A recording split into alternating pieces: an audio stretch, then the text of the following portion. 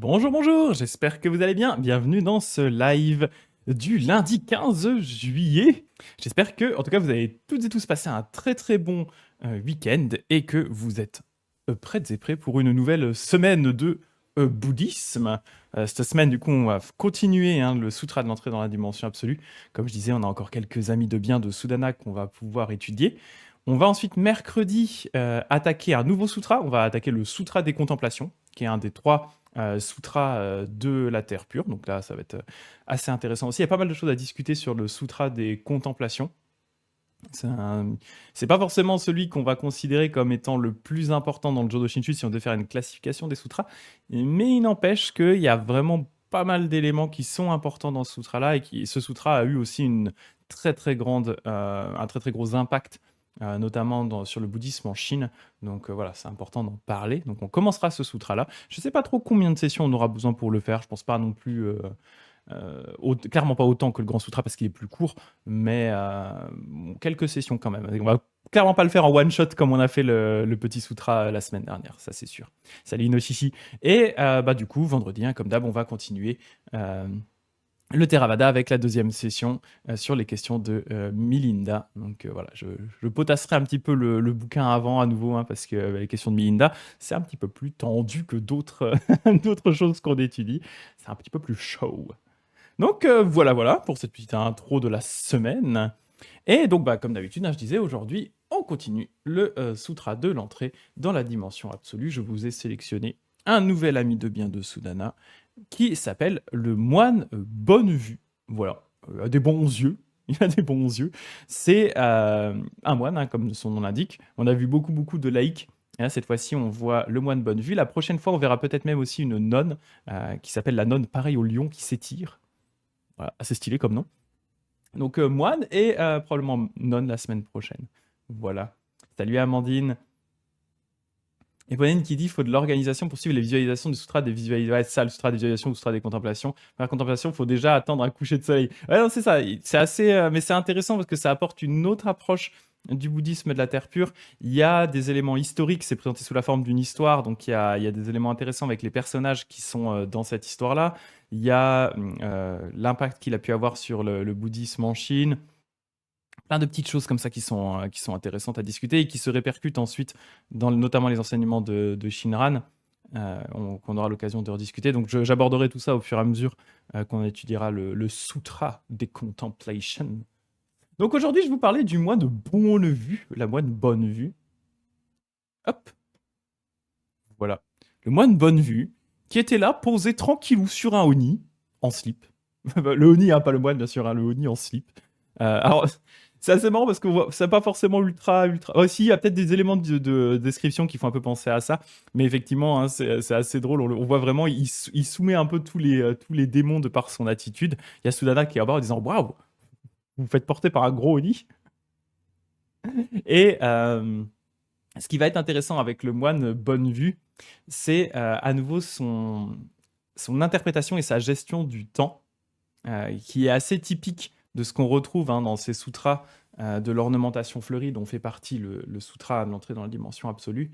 Cette idée qu'en fait, le temps, tel qu'on le conçoit, en fait, est une donnée relative, mais au sens absolu, il y a moyen vraiment de compacter le temps, compacter le passé, le futur, le présent, naviguer à travers les trois temps. Et on va voir à nouveau, ce moine a une vision, une approche du temps qui est différente des personnes normales. Donc c'est assez intéressant de voir ça, quoi.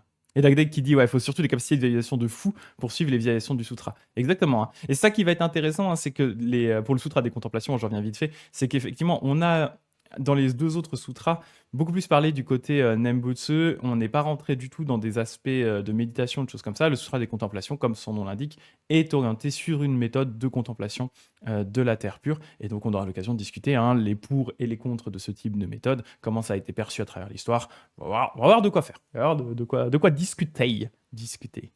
Donc voilà, je vous remonte une dernière fois le moine Bonne Vue. Et ensuite, on va du coup pouvoir, je le zoome dessus, il a une bonne vue. Et on va pouvoir du coup attaquer ce texte. Il n'est pas ultra long, donc ce sera probablement pas une session de live ultra longue. Mais voilà, je le trouvais sympa, donc j'avais envie d'en parler avec vous. Ah, on aura l'occasion de discuter, Ponan, qui dit pour certains maîtres, les premières visualisations de Sutra des contemplations permettent justement de développer cette capacité grâce aux premières contemplations qui sont effectivement plus simples. C'est ça, hein. L'idée, en fait, c'est de travailler déjà, enfin, on aura l'occasion de discuter mercredi, mais c'est ça, hein, il y avait cette idée de dire, bah, tu commences par des méditations qui sont simples, et en fait, plus tu avances et plus tu complexifies le niveau de visualisation.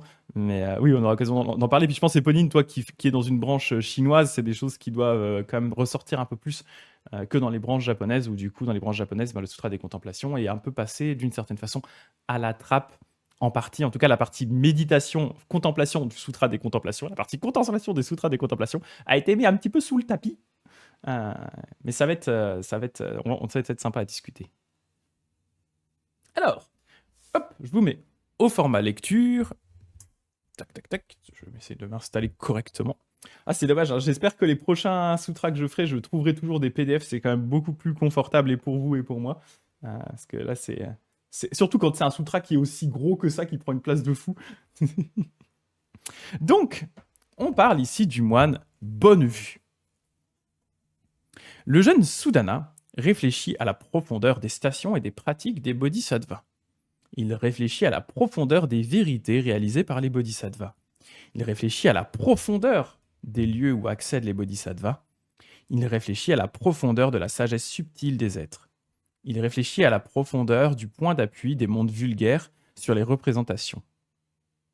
Il réfléchit à la profondeur des activités effectuées par les êtres. Il réfléchit à la profondeur des flots des pensées des êtres. Là, il est vraiment en full contemplation. Il réfléchit à la profondeur de la ressemblance des êtres avec des lumières et des ombres. Il réfléchit à la profondeur des noms que portent les êtres. Ça me rappelle la discussion qu'on a eue vendredi dernier avec Nagasena et le nom de Nagasena. Il réfléchit à la profondeur de ce que disent les êtres. Il réfléchit à la profondeur des ornements de la dimension absolue. Il réfléchit à la profondeur des activités karmiques plantées et cultivées.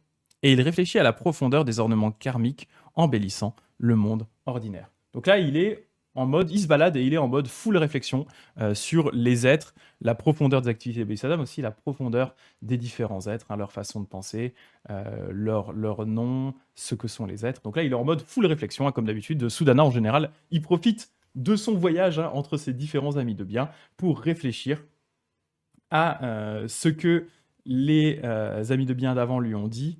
Il médite sur tout ça, donc voilà, il profite de ce temps qu'il a entre deux amis de bien qu'il va aller rencontrer pour réfléchir et mettre en pratique ce qu'il a vu juste avant. Salut Eline, salut. Donc il continue et on nous dit, poursuivant son voyage, l'amena dans le royaume des trois yeux. Il arrive dans le royaume de Tenshinhan, pour ceux qui ont la ref. 1, 2 et 3. Le royaume des trois yeux. Apparemment, ils ont trois yeux. Pas sur l'image de notre ami le moine, mais ça peut être aussi simplement on va dire, une image, dans le sens où ce sont des gens qui, du coup, c'est pour ça qu'on dit il a une bonne vue. Il a aussi le troisième œil, qui est du coup cet œil de l'esprit, cet œil de la sagesse, qui est au milieu de son front. Donc c'est peut-être aussi pour ça, bien sûr, qu'on appelle ça le royaume des trois yeux. Et comme par hasard, ce moine s'appelle le moine bonne vue. Voilà, ça me paraît assez cohérent tout ça. Mais bon, moi, ça me fait tout de suite penser à Tenshinhan. Forcément. Alors. Donc il arrive au village, au royaume des trois yeux, dans les villes, les faubourgs et les autres lieux habités, dans les villages, les voisinages et sur les marchés, dans la plaine où un fleuve coulait, dans les vallées, par les monts, il chercha le moine Bonnevue. C'est toujours un peu le problème qu'il a, Sudana, c'est qu'on lui dit va voir le moine Bonnevue, il habite dans tel et tel village, et derrière on lui dit pas exactement où il habite. Puis à l'époque, il n'y a pas de GPS, tu peux pas taper dans Google Maps ou dans Waze moine Bonnevue, et puis hop, il te le met avec les petites reviews, très bon ami de bien, tout se passe bien, j'ai progressé de fou dans le bouddhisme grâce à lui. Donc il est obligé de galérer à chaque fois à essayer de trouver son ami de bien dans le pays, quoi. Et effectivement, comme dit Ponine, il y a plein de références au bouddhisme dans Dragon Ball, bien entendu. Il y en a énormément. Il y a aussi, à la base, il y a un lien avec le roman, le roman chinois, le voyage vers l'Ouest, le pèlerinage vers l'Ouest, qui est lui-même du coup inspiré de la vie de Xuanzang, dont on a parlé, je crois, la semaine dernière. Donc ouais, effectivement, il y a énormément de références, surtout dans les débuts de Dragon Ball, ouais. Dragon Ball, avant Dragon Ball Z. Donc, il finit par trouver le moine Bonnevue, qui était dans une forêt où il allait et venait. Il faisait une petite balade, comme ça, méditative. Et puis une review. Très bon ami de bien, j'ai atteint l'éveil insurpassable et parfait, je recommande. C'est ça. J'ai passé, j'ai passé 7 ans auprès de mon ami de bien, j'ai eu l'impression qu'une seule journée s'était écoulée. Incroyable enseignant, je recommande. Allez-y les yeux fermés. Les reviews d'amis de bien de Soudana. En fait, on sait pas, mais à chaque fois qu'il va voir un de ses amis de bien, il met une petite review à la fin. Et comme c'est un bodhisattva, il met que des reviews 5 étoiles. Donc, il a trouvé le moine Bonnevue. C'était un jeune homme d'une beauté parfaite, dont le fier maintien avait de quoi ravir. Ses cheveux noirs bleutés, alors ce qui est d'ailleurs surprenant pour un moine, hein, du coup il a quand même des cheveux, ses cheveux noirs bleutés, bouclés vers la droite, sans la moindre irrégularité. Apparemment c'est stylé de voir ça. Le haut de son crâne s'ornait d'une protubérance conique. Alright. Donc là tout ça, hein, bien sûr, ce sont des marques hein, qui témoignent des mérites de la personne, hein. Ce sont des marques classiques, hein. Il avait la peau dorée, ça aussi c'est classique, c'est ce qu'on retrouve chez les Bouddhas notamment, hein. Pareil pour la protubérance conique au-dessus de la tête. Et 3 lignes ornaient le devant de son cou. Là du coup on les voit bien, hein. Hop. Alors, on voit pas ses cheveux qui partent vers la droite, par contre on voit bien les 3 lignes, hein, qui ornaient le cou. Sous un front large et lisse, il avait des grands yeux et effilés comme des pétales de lotus bleu. Ses lèvres étaient rouges cinabres comme le fruit du bimba.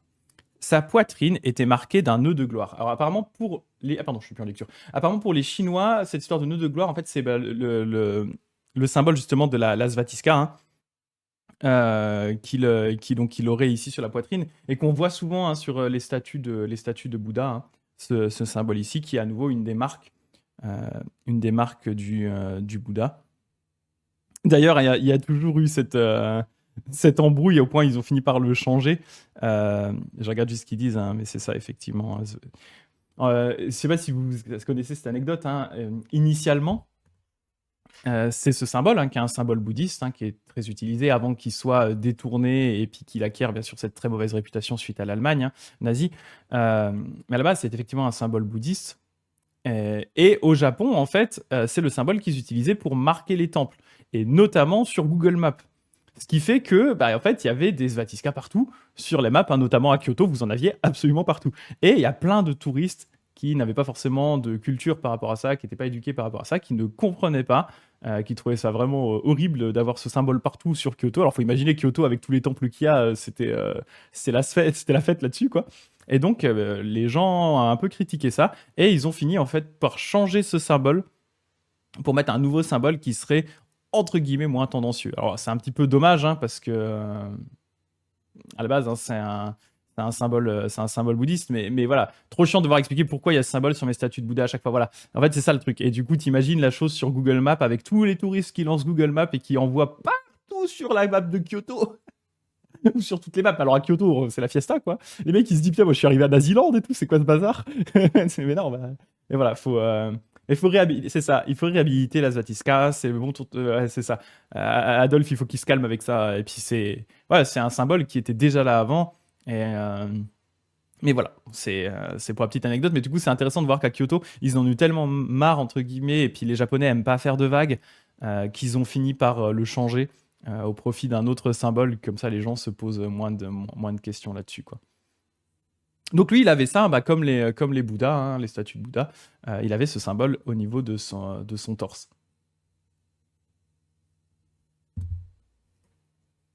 Ces 7 lieux étaient pleins et lisses. Alors les 7 lieux, hein, ça désigne les mains, les pieds, les épaules, et le trésor pour le ligne du roi, de sa tub, quoi.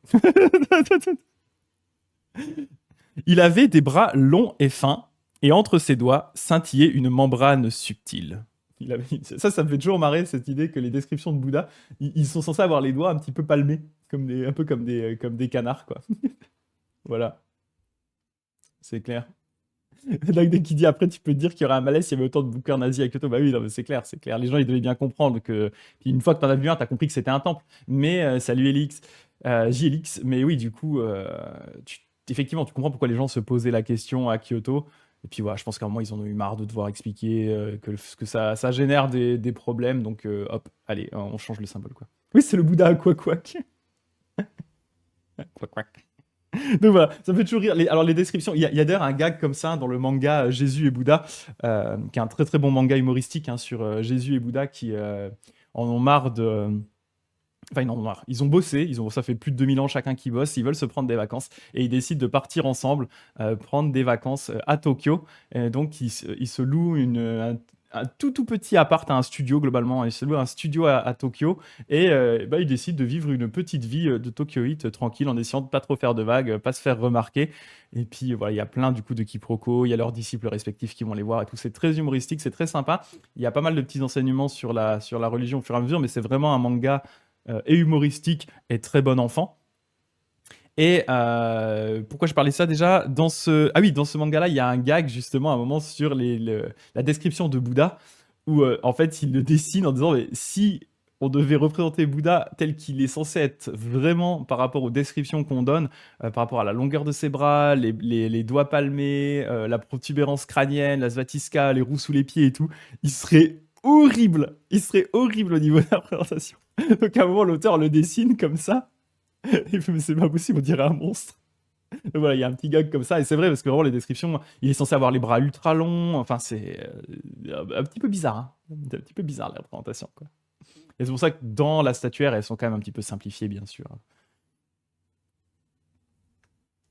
Dans ses paumes et sur la plante de ses pieds, il y avait des roues de diamant, donc la roue du Dharma, qui se trouve au niveau de sa paume et ses pieds. Hein. Pour rappel d'ailleurs, hein, c'était une des premières façons de représenter le Bouddha, hein, c'était de représenter la trace de ses pieds avec la roue du Dharma en dessous. Et il y a même des endroits encore où on peut les voir. Il y a certains endroits à Kyoto où ils l'ont gardé en... Ils l'ont refait, hein, parce qu'eux, ils ont toujours eu des statues, mais ils l'ont refait en souvenir de cette époque-là. Mais voilà, avant que les statues arrivent, eh bien, c'est comme ça que le Bouddha était représenté. On le représentait d'une certaine façon par son absence, via la trace de ses pieds, en fait, avec la roue du Dharma en dessous. Voilà.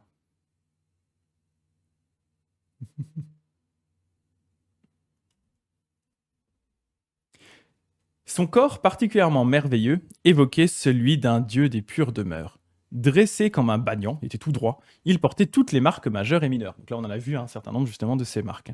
Tel le roi des neiges éternelles, il était couvert des bijoux les plus variés. Son regard ne se détournait jamais. Une aura de 8 pieds l'entourait. Donc il brillait en plus d'une aura. Et il était, vous voyez qu'il était concentré avec son regard. Sa sagesse était aussi vaste que le grand océan. Aucun objet ne l'émouvait. Donc il était complètement détaché des choses de ce monde. Qu'il s'asseye ou se lève, qu'il fasse ou non usage de son intelligence, les tours et les détours des constructions mentales restaient au repos dans son esprit. Donc il avait vraiment atteint la pure équanimité. Ayant atteint la sphère d'égalité où agissent les Bouddhas, il ne cessait même un instant d'instruire tous les êtres et de les faire mûrir par grande compassion. Pour les aider et les réjouir, pour leur montrer l'œil du réel des ainsi venus, et pour marcher sur la voie que les ainsi venus avaient empruntée, il ne manifestait ni hâte ni retard, mais examinait toute chose avec une extrême attention, tout en se promenant. En fait, c'est ça qui est assez marrant avec ce Bouddha, et d'ailleurs, ce Bodhisattva, pardon, c'est pour ça d'ailleurs qu'il est représenté comme ça ici. Hein. Alors là, il est porté par un Oni, mais en réalité, c'est un moine qui se promène. En fait, sa pratique, hein, comme on le voit, ou en tout cas la façon de nous les représenter, c'est vraiment cette idée de la marche méditative. Hein. Lui, on voit vraiment que c'est l'aspect qu'il cultive. Donc tous ces éléments-là, hein, le fait notamment qu'il aide tous les êtres, il atteint les différents accès au réel, etc. En fait, tout ça, il le fait toujours en se promenant et en examinant, c'est pour ça qu'il s'appelle Bonne Vue, il examine toute chose avec attention. Donc tout en se promenant, il décortique le monde et il travaille la sagesse grâce à sa vue.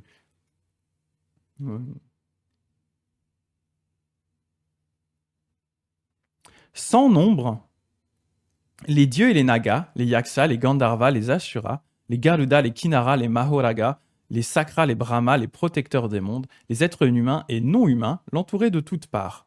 Les esprits en charge des horizons lui ouvraient la voie en tournant selon la direction qu'ils voulaient prendre. Les esprits qui se déplaçaient en marchant apportaient de précieuses fleurs de lotus pour qu'il y pose ses pieds. Ben voilà, c'est ça la scène. C'est ça. Vous voyez, bon alors Lui, il a l'air relativement heureux. Ah merde, pardon. Il a l'air relativement heureux d'être là. Mais c'est ça, hein. On nous dit du coup, hein, les esprits qui se déplaçaient en marchant apportaient de précieuses fleurs pour qu'il y pose ses pieds. Bon, là, ils le mettent. Donc là, on le voit, hein, il apporte. C'est vrai, quand je pense à esprit, je pense pas forcément à lui. Lui. Je suis un esprit. Moi, si je vois un esprit comme ça, moi, je m'attendais à un esprit genre petite fleur toute mignonne et tout. Si je me retourne et je vois ça, je pense que je décède. Je t'ai amené une fleur. Au secours. Mais voilà, en tout cas, il leur ramène des fleurs et vous voyez, hein, là justement, donc je pense qu'on voit mal, hein, mais c'est justement une fleur, hein, qu'il a amenée pour que le moine marche dessus. Peut-être, Éponine qui dit peut-être que la personne âgée qui se balade tout le temps dans votre quartier est un bodhisattva, alors portez ses courses pour l'aider. C'est vrai, c'est trop mignon. Est-ce que ça fait de toi un oni de porter les courses de la voisine? Ouais, je sais pas, Esprit, ils ont vraiment mis ça en tant qu'espèce de oni, ce qui est intéressant, mais voilà, c'est assez drôle, mais le oni me... Vraiment, celui-ci, là, il me terrifie, hein. Donc, il lui amène, hein, des fleurs de lotus pour qu'il y pose ses pieds. Les esprits, hop, les esprits rayonnants de lumière infinie dardaient leurs rayons sur les ténèbres en les chassant. Bannière de la Jambe, l'esprit de la forêt, faisait pleuvoir des fleurs multicolores. Trésor immobile, l'esprit de la terre, manifestait de précieux trésors. Rayonnement universel, l'esprit de l'espace, ornementait l'atmosphère. Qualité accomplie, l'esprit de l'océan, provoqua une grêle de joyaux magiques. Trésor immaculé, l'esprit du mont Mérou, lui rendait hommage en s'inclinant les mains jointes et en se prosternant sa tête sous les pieds du moine. Voilà, c'est peut-être celui-là, hein, l'esprit du mont Mérou là, qu'on voit ici sous le moine, hein. Prosterner la tête sous les pieds du moine. Imbloquable force, l'esprit du vent, faisait planter des fleurs au parfum extraordinaire. Faisait planer des fleurs au parfum extraordinaire. Harmonie printanière, l'esprit de la charge de la nuit, s'était couverte d'ornements et se prosternait sur le sol de tout son long. Éveil constant, l'esprit en charge du jour se tenait dans les airs en brandissant une bannière de victoire, sommé d'un joyau magique, d'où fusaient de grandes lumières. Ça, c'est un truc aussi que je trouve assez intéressant dans ces sutras de l'ornementation fleurie. Ce concept de... en fait, non seulement, hein, il y a les classiques Naga, les classiques Gandharva, etc., tous les classiques monstres, hein, qu'on retrouve dans les sutras habituels du bouddhisme, sont là pour honorer les Bouddhas et les Bodhisattvas.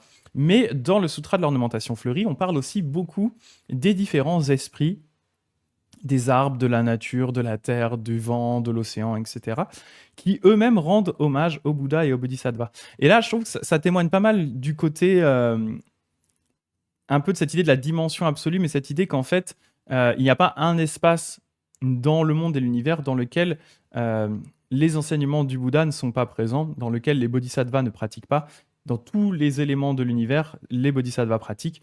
Et donc, c'est valable autant, effectivement, au niveau des plantes, des fleurs, du sol, du vent, etc.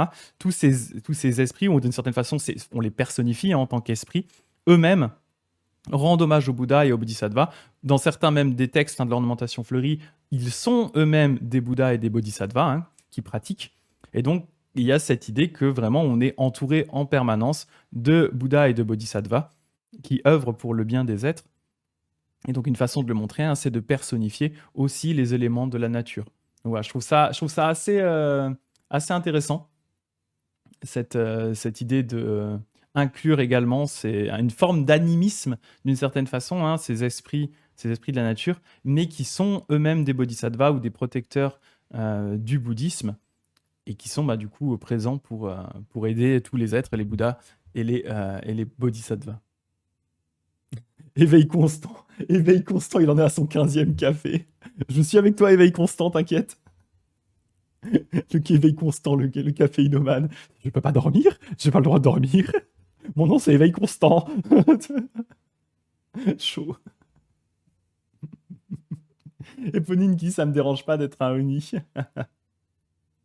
D'ailleurs, alors vous pouvez pas le voir, mais juste au-dessus là de mon setup de stream, j'ai une petite calligraphie qu'a fait Sophie sur les Bouddhas et les Oni, qui dit Ichinichi ni Oni to Butsu ni ai ni keri, qui en gros veut dire chaque jour, jour après jour, hein, donc chaque jour, on rencontre des Bouddhas et des Oni, hein, donc des démons. Voilà. C'est une petite phrase que j'aime bien en fait, hein, qui me rappelle, c'est un peu ce que disait Éponine, hein, quand elle disait la petite mamie, hein, la personne âgée qui se balade tout le temps dans votre quartier, c'est peut-être un bodhisattva. Là, c'est pareil, hein, c'est cette idée que du coup, chaque jour, en fait, on va rencontrer, si on est attentif, on va rencontrer des bodhisattvas et on rencontre aussi des Oni, hein, sachant que le Oni, c'est souvent nous, en fait, hein, dans l'histoire, bien entendu. Donc voilà, je trouve cette phrase assez sympa et tout à fait en lien, salut d'ailleurs Jordan T, c'est tout à fait en lien, hein, avec ce que le texte, je trouve ici, hein, fait ressortir, hein, cette idée, ce que je disais juste avant, hein, que du coup on a des bodhisattvas absolument partout, tout autour de nous, qui œuvrent pour le bien de tous les êtres. Et on voit aussi malheureusement des fois des Oni, des choses qui se passent mal dans le monde, mais ça n'empêche que les bodhisattvas sont là aussi pour essayer de changer tout ça, quoi. Voilà. Donc, après cette grande discussion, hein, grande description, le jeune Soudana s'approche alors de bonne vue. Il prosterna sa tête sous les pieds du moine et courbé devant lui, les mains jointes, il lui dit, le classique, être sublime, j'ai engendré l'esprit de l'insurpassable, éveil authentique et parfait, et j'aspire à la conduite des bodhisattvas. J'ai appris que vous pourriez me révéler la voie des bodhisattvas. Voudriez-vous m'expliquer comment les bodhisattvas étudient leur conduite et comment ils s'exercent sur leur voie? Bonnevue répondit. Je suis encore jeune, noble fils, et il y a peu de temps que j'ai quitté ma famille. Au cours de cette vie, je me suis entraîné à la chaste conduite de Brahma. Alors je regarde juste, il y a une petite note sur la chaste conduite de Brahma. Autrement dit, j'ai reçu les vœux de Bhikshu. Ah oui, c'est ça. Donc en fait, il a respecté la règle monastique, hein. Donc il a pris les vœux monastiques. Je me suis entraîné à la chaste conduite de Brahma auprès de Bouddhas aussi nombreux que les grains de sable de 38 Ganges. Alors, ce qui est intéressant, ici, vous allez voir, c'est qu'il dit, hein, je suis encore jeune, il y a peu de temps que j'ai quitté ma famille, hein, donc il savait pas longtemps qu'il est moine, et donc il a pris les préceptes bouddhistes, et il dit, pendant ce temps, donc ça fait peu de temps, je me suis entraîné auprès de Bouddhas aussi nombreux que les sables de 38 Ganges. Ce qui est déjà surprenant. Auprès de certains, je me suis entraîné un jour et une nuit. Auprès d'autres, 7 jours et 7 nuits. Auprès d'autres encore 15 jours, un mois, un an, un siècle, 1000 ans, 10 millions d'années, 100 milliards d'années, et ainsi de suite jusqu'à un indicible d'indicible d'années. Une petite ère cosmique, la moitié d'une grande ère, une grande ère tout entière, 100 grandes ères, et ainsi de suite jusqu'à un indicible d'indicible de grande ère cosmique. J'ai écouté leurs enseignements merveilleux, j'ai reçu leurs instructions et les ai pratiquées. J'ai orné les vœux, accédé aux réalisations, purifié les pratiques et accompli l'océan des 6 vertus transcendantes. Donc là, vous voyez, hein, cette idée. Oui, c'est ça, bien vu, Poney, c'est ça, hein, c'est une référence au sutra du filet de Brahma, dans lequel il y a les préceptes de Bodhisattva, d'ailleurs qui est disponible en français, hein, le sutra de filet de Brahma, il a été traduit en français, et qui est intéressant pour voir les préceptes des Bodhisattvas. Un jour, il faudrait qu'on ait une discussion d'ailleurs sur les préceptes de Bodhisattva, leur arrivée au Japon avec Sideshow, il y a des trucs assez intéressants à discuter là-dessus. L'implémentation des sutras, enfin des préceptes de Bodhisattva, et le fait que le Japon a essayé de mettre en place une ordination des moines qui soit uniquement basée sur le sutra justement du filet de Brahma, les préceptes de Bodhisattva, plutôt que sur les préceptes classiques du Vinaya, qui étaient donc les préceptes normalement Theravada, avec Saicho qui argumentait que du coup les Bodhisattvas devraient suivre des préceptes uniquement de Bodhisattva et pas des préceptes de moines Theravada. Il y a eu un petit peu des discussions par rapport à tout ça, qui était un concept, une discussion assez intéressante. Mais voilà, ce que j'aime bien ici avec le moine Bonnevue, hein, c'est il nous donne un aperçu d'à quel point, en fait, dans les sutras de l'ornementation fleurie, le temps est quelque chose de très relatif qui peut vraiment s'étendre ou se raccourcir quasiment à l'infini, puisqu'il nous dit, ça fait pas longtemps que je suis devenu moine, j'ai pris mes préceptes, et pourtant, depuis si peu de temps, j'ai pu m'entraîner avec des milliards de Bouddhas, avec certains dont je suis resté vraiment juste un jour à une nuit. Hein. J'ai fait salut Bouddha, t'as un truc à me dire? Il fait tiens, voilà un café gamin, hop, il est reparti. Et d'autres avec lesquels il est resté plusieurs ères cosmiques. Et donc, comment c'est possible qu'il soit resté plusieurs ères cosmiques auprès d'un Bouddha, alors qu'en fait, ça fait très peu de temps qu'il est lui-même devenu un moine? Et ça, en fait, c'est parce qu'il y a cette vision et cette idée dans les sutras de l'ornementation fleurie que du coup, on peut contenir une infinité de temps dans un seul moment de temps, et inversement, un seul moment de temps peut se répercuter dans une infinité dans la grandeur, dans toute la grandeur passée et future du temps. Donc il y a cette idée de l'imbloquance des phénomènes, mais aussi de l'imbloquance du temps. Ce qui fait qu'effectivement, hein, des fois, on peut aussi, si on veut le remettre d'un point de vue plus psychologique, hein, des fois, en un instant, on a un éclair de sagesse, de connaissance qui nous donne l'impression que d'un coup, on a débloqué énormément d'informations, énormément de choses, comme si on avait eu accès à des enseignements, comme si on nous avait enseigné pendant plusieurs centaines d'années. On a l'impression que cette réalisation-là, d'un coup, nous apporte cette sagesse-là. Donc là, c'est la même chose, hein, en fait, tout en se déplaçant, et on va le voir, en fait, il pratique en se déplaçant. Et en fait, en se déplaçant, en méditant, il a accès justement à la sagesse de tous ces Bouddhas et ces Bodhisattvas à travers le temps. Et pour certains, ben, c'est comme s'il avait passé 1 milliard ou 100 milliards d'années avec eux. Voilà, je trouve ça assez intéressant, hein, cette idée de la distorsion et de l'imbloquance du temps qu'on retrouve dans ces sutras-là. C'est des éléments qu'on retrouve aussi, hein, dans la méditation. En Chine, ils ont toujours voulu, dit Eponine, hein, garder les préceptes du Hinayana, hein, de la branche Sarvastivadin pour être précise. Les préceptes de Bodhisattva, c'est des préceptes plus larges qui sont popularisés pour les laïcs qui avaient comme figure Vimalakirti, c'est ça. En fait, au Japon, de base aussi, hein, les moines, en fait, il y avait cette idée de dire effectivement le set de base du Vinaya, c'est le même, hein, qu'il y avait en Chine. Hein, du coup, c'est des préceptes, tu suis les préceptes Theravada comme c'est censé être. Et du coup, ben, ces préceptes du filet de Brahma, ces préceptes de Bodhisattva, ils venaient en plus.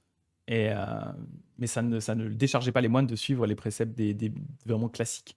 Et donc après, voilà, il y a eu des discussions. Est-ce qu'on les enlève Est-ce qu'on les enlève pas pour les Bodhisattvas? Est-ce qu'il ne serait pas logique que les Bodhisattvas ne suivent que les préceptes de Bodhisattva et pas les préceptes du Theravada? Donc voilà, c'est des discussions qui étaient intéressantes.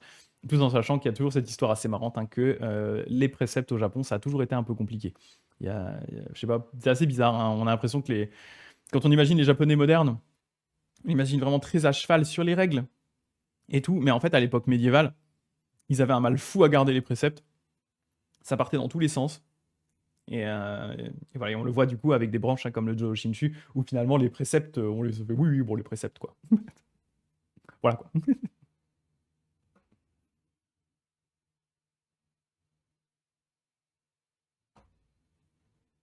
Donc voilà, on nous disait, hein, du coup, j'ai écouté leurs enseignements merveilleux, j'ai reçu leurs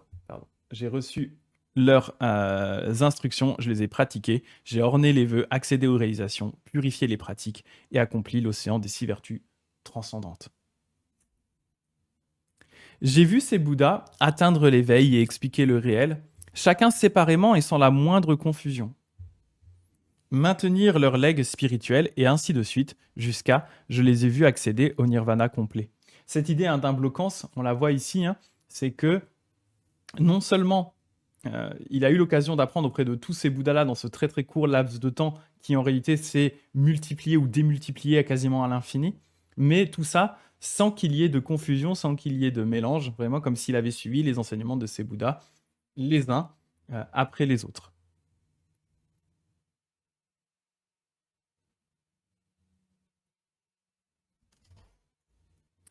De même, je connais les vœux formés au fond par ces Bouddhas.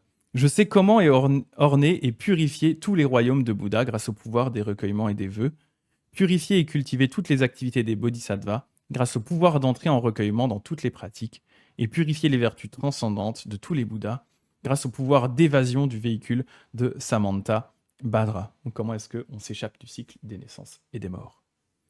Et là, il va du coup parler justement de cette marche méditative, ce qui fait, hein, quand je me promène, noble fils, comme ma connaissance est claire et lumineuse, il suffit d'un instant pour que tous les horizons des divans de l'espace m'apparaissent directement. Donc rappel, hein, c'est le moine bonne vue, donc c'est pour ça qu'il va justement mettre en avant le fait de voir les choses en fait, et il les voit pendant qu'il se promène.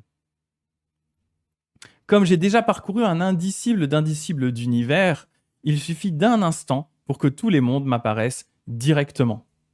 Donc pareil, cette idée d'imbloquance, hein, il fait que quand il se promène dans son jardin, en réalité, il peut traverser une infinité de mondes juste en se promenant, puisque pour lui, il a atteint cet état d'imbloquance. Donc il peut simplement se balader, faire un pas et se retrouver à l'autre bout de l'univers. Comme j'ai accompli la force des grands vœux, Il me suffit d'un instant pour orner et purifier un indisciple d'indisciples de chant de Bouddha. Comme la sagesse des 10 forces a atteint en moi sa perfection, il suffit d'un instant pour que les activités d'un indisciple d'indisciple d'être m'apparaissent directement. Comme j'ai accompli toute la force des vœux et des activités de Samantabhadra, il suffit d'un instant pour que les corps purs et lumineux d'un indisciple d'indisciple de Bouddha m'apparaissent directement. Comme j'ai rassemblé tous les pouvoirs du vœu d'honorer les ainsi venus d'un cœur amène et doux, il me suffit d'un instant pour servir et honorer des ainsi venus, aussi nombreux que les atomes qui constituent un indisciple d'indisciple de chant de Bouddha. Comme j'ai pu réaliser un démesuré de méthodes différentes et préserver le pouvoir des formules de mémoire de la roue des enseignements, il me suffit d'un instant pour recevoir les enseignements d'un indisciple d'ainsi venu. Comme je peux purifier toutes les conduites avec la force des vœux, pareil au reflet dans les perles du filet d'Indra, il suffit d'un instant pour que l'océan des activités d'un indisciple de Bodhisattva m'apparaisse directement. Comme je puis, en un seul recueillement, accéder à tous les recueillements, en affinant la force de mes vœux, il suffit d'un instant pour que l'océan formé par un indisciple de recueillement m'apparaisse directement. Comme je peux voir les limites des facultés, et que je suis fort d'avoir formé le vœu de voir toutes les facultés au sein d'une seule et même faculté, il suffit d'un instant pour que l'océan d'un indisciple de facultés m'apparaisse directement. Donc vous voyez, hein, c'est toujours cette idée d'imblocance. Il dit ici, comme il a réussi, comme il a formé le vœu de voir toutes les facultés au sein d'une seule et même faculté, c'est-à-dire cette idée par l'imblocance de voir que si on arrive à comprendre à fond une seule faculté, alors on pénètre en même temps dans toutes les autres facultés. C'est à nouveau cette idée d'imblocance, c'est que l'un contient l'infini et que dans l'infini est répercuté à chaque instant l'unité. Donc voilà. Et cette idée d'imblocance, du coup, lui, il l'utilise à fond et c'est pour ça qu'il le dit, hein, en un instant. Il insiste beaucoup sur le fait en un instant, il arrive à acquérir tous ces éléments-là de par l'imblocance des choses entre elles.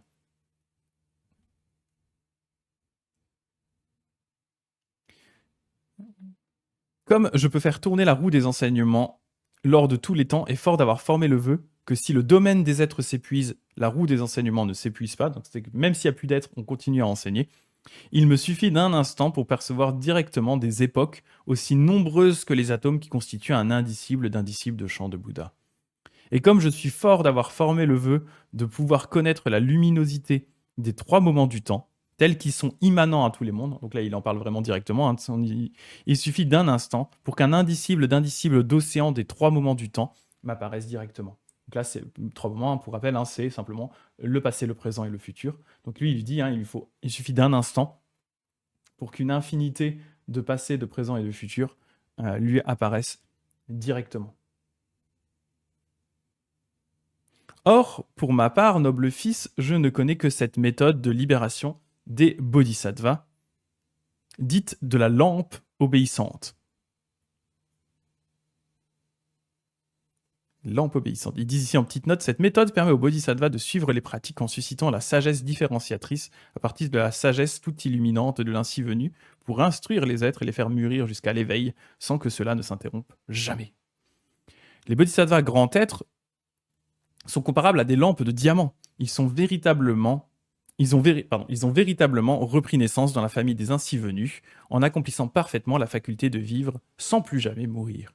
Ils allument ainsi la lampe de la sagesse, qui, inépuisable, ne s'éteindra jamais. Ils ont des corps solides, durs et indestructibles, qu'ils montrent dotés de couleurs et d'autres attributs, comparables à des visions de magie. Incalculablement variés comme tout ce qui se produit en interdépendance, ils apparaissent chacun selon le désir des êtres. Rien au monde ne ressemble à leur silhouette, leur allure ou leurs traits, car le poison, les lames, le feu, ni les catastrophes ne peuvent les affecter. Rien ne peut entamer ces montagnes de diamants qui soumettent les démons et les hétérodoxes. Merveilleuse est la beauté physique de ces montagnes d'or, éminence chez les hommes, mais aussi chez les dieux. Leur renom est tel qu'il n'est personne qui n'ait eu vent de leur existence. Il leur suffit de vouloir les voir pour que tous les êtres se pressent sous leurs yeux. Il leur explique alors le trésor du réel, infini et profond comme l'océan, et ils rayonnent d'immenses lumières qui éclairent toutes les régions de l'espace. Ceux qui les voient briseront la grande montagne de tous leurs obstacles. Ils arracheront leurs racines de mal et planteront d'immenses racines de bien. Mais il est difficile de rencontrer des êtres de cette trempe, et rare qu'ils apparaissent dans le monde. Alors moi, comment pourrais-je les connaître? Comment pourrais-je expliquer leur conduite? Où sont tant de perfection? Plus au sud, noble fils, il y a un royaume appelé Renommé, où coule un fleuve. Au milieu du fleuve, il y a une île, où vit un jeune garçon du nom de Libre Seigneur, qu'on a déjà vu il y a très longtemps. Va donc lui demander comment les bodhisattvas étudient leur conduite, comment ils s'exercent sur leur voie. Libre Seigneur, c'est le petit bodhisattva, le jeune bodhisattva mathématicien. Comme le jeune, Sudana voulait aller jusqu'au terme des activités courageuses et pures des bodhisattvas, atteindre les rayonnements lumineux de leur grande force, s'entraîner à leurs invincibles et inépuisables pratiques méritoires, combler leurs grands vœux inébranlables, accomplir leur grand altruisme supérieur et détenir leurs innombrables activités sublimes. Ils ne se lassaient point de leur qualité spirituelle. Formant le vœu d'accéder à tous les mérites, il voulut attirer les êtres plus encore en enjambant les déserts et les jungles du samsara. Il se réjouit d'avoir vu et écouté son ami de bien pour inlassablement le servir et l'honorer. Puis il prosterna sa tête sous les pieds du moine avant de le circumambuler d'innombrables fois. Enfin, lui adressant des regards d'admiration et de respect, il se retira et s'en fut. Donc voilà, c'était le moine Bonnevue, le voici à nouveau, hein. Le moine Bonnevue, hein, du coup, qui pratique notamment la marche méditative et qui a ainsi accès notamment aux 3 temps, à une vision du temps qui est assez particulière, voilà, que je trouve intéressante à discuter, quoi. Je regarde un petit peu ce qui s'est discuté. L'embrouille aussi, c'est que le Bouddha a dit à Nanda, vous pouvez supprimer les règles mineures de la Vinaya. Oui, bah oui, vu que c'était des... en fait, le Vinaya, hein, on rappelle la façon dont ça a été conçu, c'est tout simplement, chaque fois qu'un moine faisait une connerie, le Bouddha rajoutait une règle. Voilà. Comme ça, au moins, c'était facile. Et après, il s'est dit, bon, au moment où il était en train de mourir, il s'est dit, oui, j'ai des fois peut-être été un petit peu dur au niveau des règles. Ça reste du cas par cas. Donc, il y a des règles majeures qu'il faut garder. Pour ce qui est des règles mineures, voilà quoi. Faites un peu ce que vous en voulez, quoi. Sauf que, effectivement, Ananda a oublié de demander c'est quelle règle mineure déjà que tu veux qu'on enlève ou qu'on peut enlever si besoin. Pas tellement organisé Ananda. Bah, Ananda, il avait plein de trucs dans sa tête, hein, mémoire absolue et tout. Donc des fois, je pense pour s'y retrouver, ça devait être un peu le bazar. Il était perturbé. En plus, c'est ça, c'était pendant le parinirvana du Bouddha. Du coup, il était tout triste, tout déprimé et tout. Il avait pas la tête à ça. Il savait plus trop où il habitait, hein, le pauvre Ananda, à ce moment-là, quoi. C'est ça.